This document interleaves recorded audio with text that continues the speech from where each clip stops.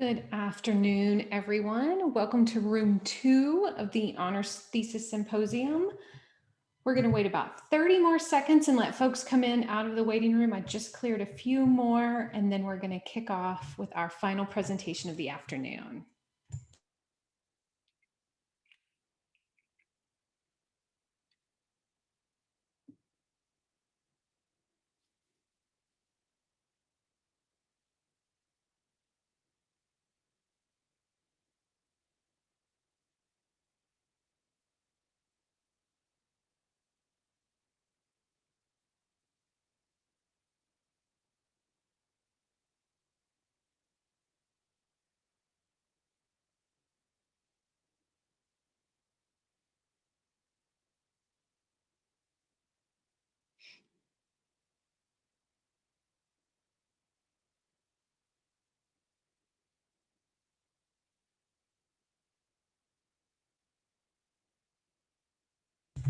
Okay, everyone, we're going to get started. Welcome to the final presentation. Our final presenter is Sento Samura, her mentor is Chris Sloan, and the title of the presentation is West African Indigenous Knowledge and Its Relevance. The screen is shared. We are all ready. So I'm going to mute myself and get out of the way. Good afternoon, everyone. Thank you so much for joining me today as we discuss West African knowledge and its relevance. My name is Sento Samura. Most of you know me as Khadija, but today I am going with my traditional name. So, excuse me. Just to give some context, West Africa starts around Mali and goes all the way to Nigeria. And this region was colonized predominantly by French and British forces. And so the region not only speaks French, but it also speaks English. And the impact of colonialism has played a role in education in the region. So I start us off with a quote. And this occurred while I was working in 2018 in Uganda through a Martin Scholarship through a policy organization. And one of my coworkers said this. And so everything that I have been working on since then, since 2018, has kind of been around this. This quote was the catalyst.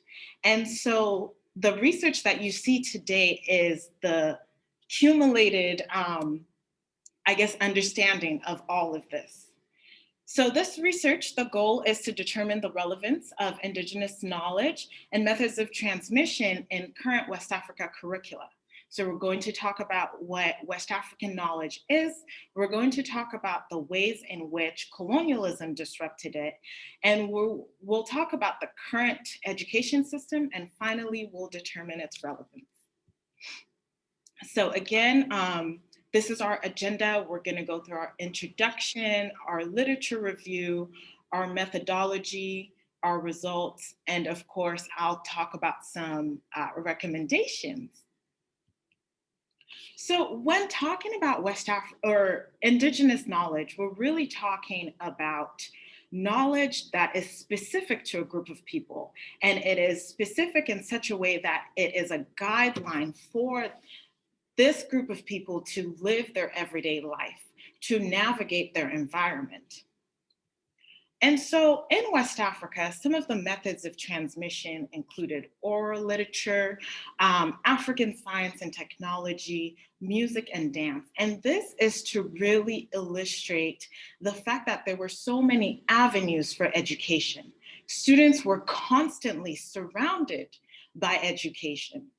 And that's because the goal of traditional education in Africa is to produce individuals that are lifelong learners, who are respectful of not only themselves, but the people around them, as well as creating a sustainable environment. So let's talk about the ways in which colonialism impacted this. Of course, we are going to focus on European colonization for the purposes of this research. And when looking at the disruption, There are three major ways that we can identify. First and foremost, language. With the infiltration of European forces in the region came the erosion of native languages. Many parents would rather have their kids speak English or French first because that is normally associated with prestige rather than their native tongue. Now, when we talk about religion, the region had a diversity in which people connected spiritually. But with the arrival of Christianity came not only the destruction, but the demonization of this diversity in beliefs. And finally, I think that the most important impact here is the African narrative. Europe not only controlled how the rest of the world saw Africa, the West African region, as a place of poverty, as a place of backwardness, but it also controlled how Africans saw themselves. And I think that the Kenyan novelist Tiongo described it really well and summarized it by calling it a cultural bomb. And what that did was it destroyed the fabric of the cultures and traditions that was within this region. And the impact of this cultural bomb is that it causes individuals to not want anything to do with their culture, where they came from. As he says, it makes it so that they want to distance themselves from the wasteland that is of their past. And so when looking at all of this, the literature describes what current education looks like right now in West Africa. And on a curriculum level, we see that education is very Eurocentric. The mode of transmission of instruction tends to be European languages, whether it be English or French. And this Eurocentrism in school has impacted the outcome of students' lives. When looking at enrollment and conflict, schools have been closed. Many schools in the region have been closed because of internal conflict that has been occurring. And these conflicts can be traced all the way back to division brought in by European colonizers. Now, economic, societal, and gender status also has an impact on the quality and the access to education that a child receives. Obviously, the wealthier you are in this region, the better off you will become in terms of your access to education. And when looking at urban and rural inequalities, we see that more than half of the population in West Africa is still living in rural areas, which means that their access to basic resources for an adequate education is almost impossible. So then, with all of this, I went ahead and reached out to experts in the region. By using qualitative data methods and using a semi-structured phone interview, I was able to speak with specifically Ghanaian experts who my population size was about 4 individuals, one being female and the rest of them being male. And again, given the nature of a qualitative, semi-structured data, I started out with a few questions, such as how would you describe the national education system? And from there, through our conversations, we developed even more questions. And after receiving my data, what I went ahead and did was read through not only for major themes, but also I was able to develop codes that would help me understand my data further. And these codes included challenges, the sources of these challenges, the impact, and the paths to solution. So again, I went ahead, I even printed out my data, hung it up on a wall, and I coded and recoded to read through the lines, ask follow-up questions, and really listen to what my participants were saying. And this is what I received. When it comes to the challenges within education in West Africa, we saw that policy and curricula was had direct correlation and was an issue. Um, Structural adjustment programs that have been implemented in the region, participants identify that that has caused not only the removal of culturally relevant uh, subjects within schools, but it has also removed more resources from schools. When it comes to teacher education or motivation, many teachers are unmotivated to provide quality education, and this is because they're not paid enough. And so many of them are left to sell to even their students to compensate for the lack of income. Now, when it comes to traditional education, participants identify that there's a lack of intergenerational understanding and that it could be a little inflexible with the current times. On a societal view, challenges that were identified as the white gaze of success and how a lot of people in the region associate being successful with being as Eurocentric as possible. And there's also the issue of cultural memory loss. And so, looking at that, wanted to understand what the sources of these challenges are. On a curriculum level, there's so much theory within the schooling system and very, very little application for everyday life. On top of that, there's the removal of culturally relevant subjects that has occurred in the education systems. On a societal level, there's cultural loss that seems to have occurred. Storytellers are no longer available to pass down the history of the region. And looking at Western institutions, of course, we see that a lot of West African education systems mimic colonial structures of education. And again, our participants identified a lack of resources when it comes to challenges. So, what are the impacts of all of this? Well, of course, the fact that teachers are not being paid from a policy standpoint means that they're not going to be motivated to teach students. On a colonial and structural standpoint, again, we see the fact that many people within the region do not know their history. They don't know exactly where they came from. And education is used to only benefit the West and colonial structures within the region. And looking at methods of transmission, we notice that students are only learning through rote memorization. Participants identified that even when they went through school, there was rote memorization, which I believe is one of the can be observed to be a killer for creativity. And lastly, we see the disconnect of familiar systems, where students who have gone through the schooling system, they can no longer really connect with their parents, even though they're only a few generations off. So, what are some of the paths to solution with these issues? Participants observe that conversation, starting from the national level but trickling down, can significantly impact the trajectory of how people are understanding the role of education in the region. On a curriculum standpoint, the participants identify that there needs to be an emphasis and an honest recollection of the history of the region, not just what happened during colonialism, but even pre-colonialism, and really dive into the impact of slavery, the impact of the exploitation that has occurred in the region.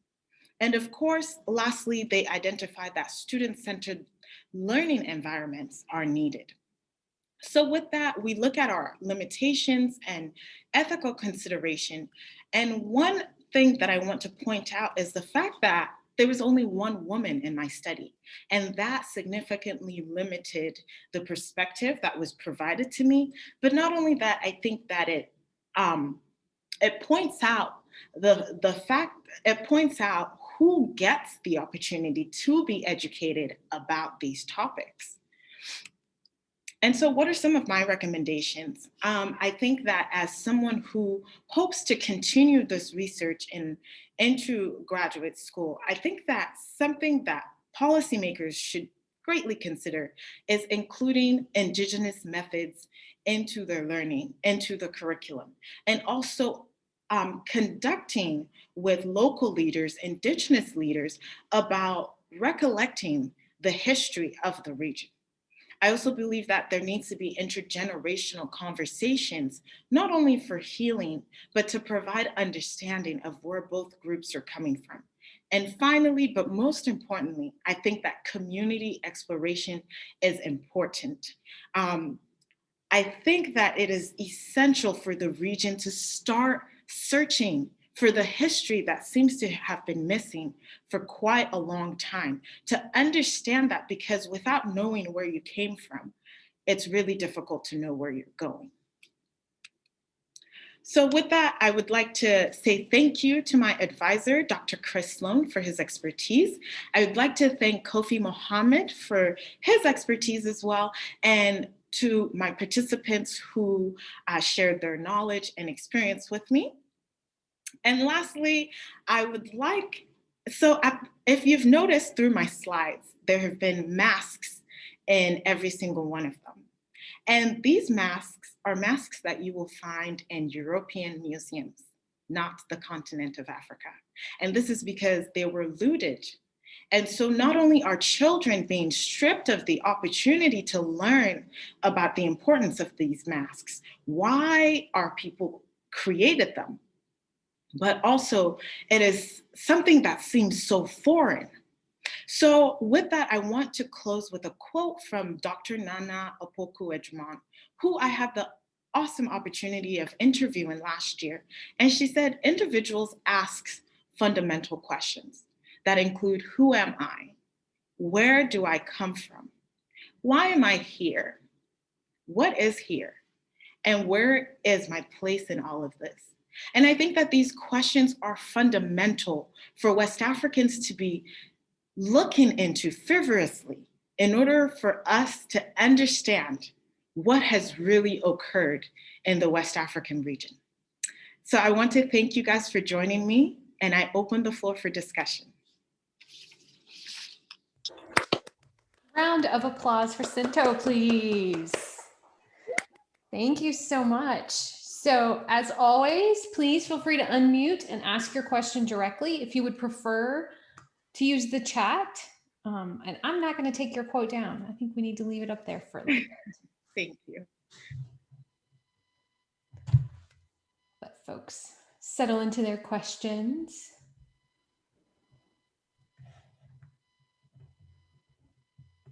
Well, why don't I kick us off? Because I have one that I'm dying to know. So when you think about your next steps and your work, and let's say, I'm going to steal the phrase Carolyn Morris used in the previous, or I'm sorry, it was Mitty Murr in one of the earlier discussions said, if you could wave a wand, a magic wand, and everything would change. How do you think a change in curriculum could change the lives of women and girls specifically in West Africa? I think that one of the biggest changes that would probably occur is give a little bit more confidence and value to how they see themselves. If we start to identify the women in our histories who have really fought for freedom, who have been the backbone of our society, I think that lots of women will really start to see their value in such a way that is not happening right now. Great answer. Got a question in the chat. In your experience or research, did you identify any initiatives or organizations working to address this issue? Absolutely. So in 2019, actually, Ghana as a country came out with a reformed education curriculum, and they started emphasizing ideas of like teachers being facilitators rather than like imposing knowledge on students. And so while the curriculum still has its issues, I believe that it is a first step in addressing issues such as allowing students to be more creative in how they interact in the classroom. So definitely, I think countries are waking up to realizing the importance of their curriculum.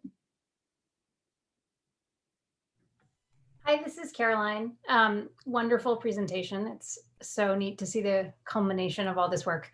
I know you've spent a lot of time in intensive language training of late, and I'm curious how you think language of instruction impacts the kinds of outcomes you're hoping to see. Absolutely. So, like you said, yes, I was able to learn Asante Tree.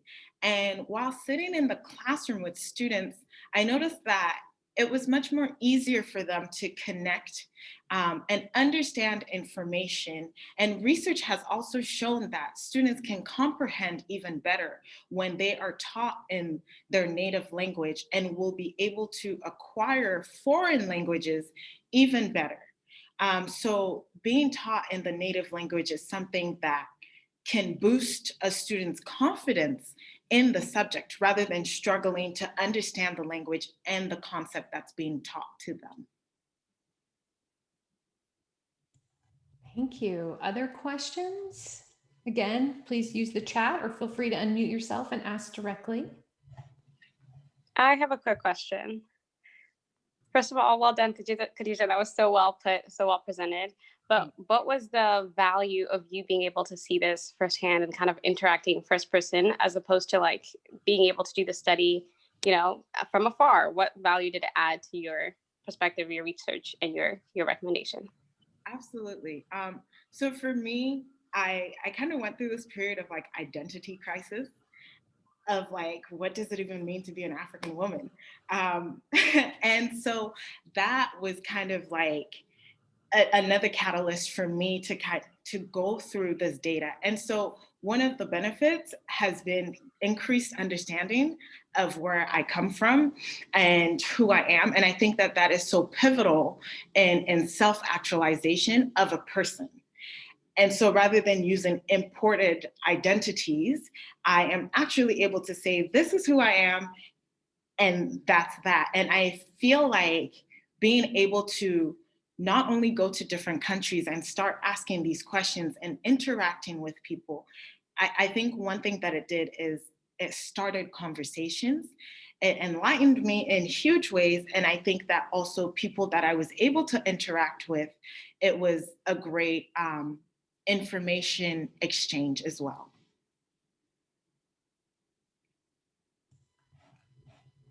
I think we might have time for one more if anyone would like to ask.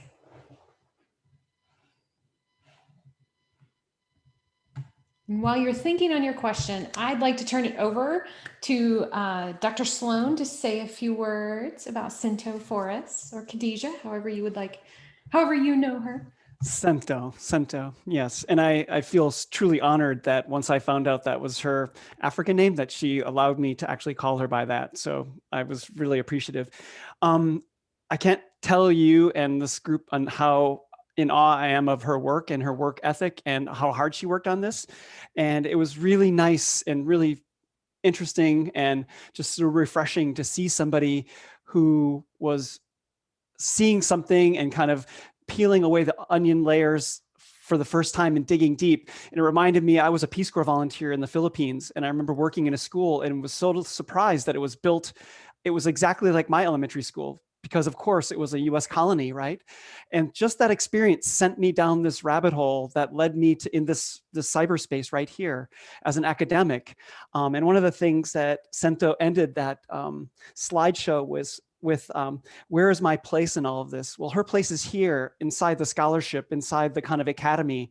And I have little doubt that this path that she started today will end up as one of our future colleagues at some university. I'm just really impressed with everything that she's done, right? And as we were working together, first of all, just how hard she worked on the data analysis. It was so fun to see all the data on the wall all over her apartment. She would like show me around saying, this is where it is, this is where it is, like, and just working through and letting the kind of themes emerge as she reread and recoded and reread and recoded all the data. I just can't say enough about how her research skills have developed, how her ability to analyze that data have developed, and also her writing. And even just her early iterations, she's almost finished with her paper. right? So yeah, and I also want to highlight one other thing that I think was really ever present in her research, and you heard her say "we" and "our." All right, she wasn't talking about me. Like, she's speaking for Ghanaian people. She's speaking for her country. She's speaking for her family. She's speaking for who this knowledge belongs to and who it's going to value most. All right, and again, I'm just so proud of you, Sento, and I look forward to following your many successes in life. Thank you. Thank you so much, Dr. Sloan. The future of education reform, as the chat has so rightly noted, and the future Dr. Samura. So a round of applause and love. Yay! Thank you guys so much for being here. Feel free to stick around and yell and clap. Thank you guys so much. Love you. And that is all. I'm going to leave it open in case anybody wants to send love or chat, but we'll give you guys another minute to wrap up. Otherwise, thank you so much for being here. And that is a great way to send everyone out from the Fall Honors Symposium. All the love. You did great, Khadija. We love you. Thanks, Mom. I love you too. Thank you, everyone, for coming.